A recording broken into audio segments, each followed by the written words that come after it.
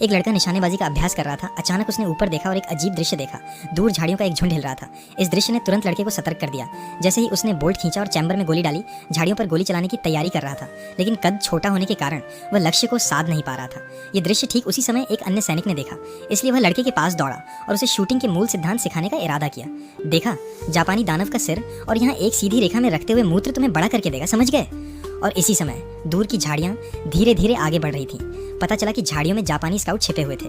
जैसे ही लड़का फिर से निशाना साधने वाला था, अचानक एक साथी सैनिक दौड़कर आया और गड़बड़ी कर दी, और उसने अभी अभी जली हुई आग का भी मजाक उड़ाया कि वह मानक नहीं थी। अपने तथा कथित मानक मुद्रा को दिखाने के लिए वह सीधे कवर के बाहर खड़ा हो गया। लेकिन अगले ही पल, थोड़ी देर में भाई तुम्हें दिखाएगा, दुश्मन के घुसपैठ का पता चलने के बाद सभी सैनिकों ने तुरंत गोलीबारी शुरू कर दी। लेकिन किसे पता था ये ठीक जापानी स्काउट की चालाकी में फंस गया। उन्होंने तुरंत 8वें रूट आर्मी की सभी सैन्य तैनाती को सब रिकॉर्ड कर लिया। लेकिन जैसे ही वे निकलने वाले थे, अचानक 8वें रूट आर्मी के एक ग्रेनेड से उड़ गए। दूसरी तरफ के जापानी तुरंत डर के मारे हिल भी नहीं पाए। उन्होंने सोचा कि वे पूरी तरह से छिपे हुए हैं, लेकिन उन्होंने 8वें रूट आर्मी के रेजिमेंट कमांडर के संदेह को जन्म दिया, क्योंकि इस खाली जमीन पर अचानक घास के कुछ ढेर कैसे आ गए।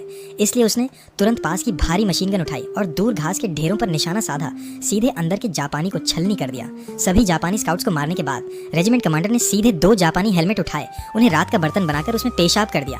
और इस समय जापानी कर्नल ये दृश्य देखकर गुस्से से लाल हो गया। लेकिन दूरी बहुत ज्यादा होने के कारण रेजिमेंट कमांडर की चुनौती और अपमान का सामना करते हुए वह कुछ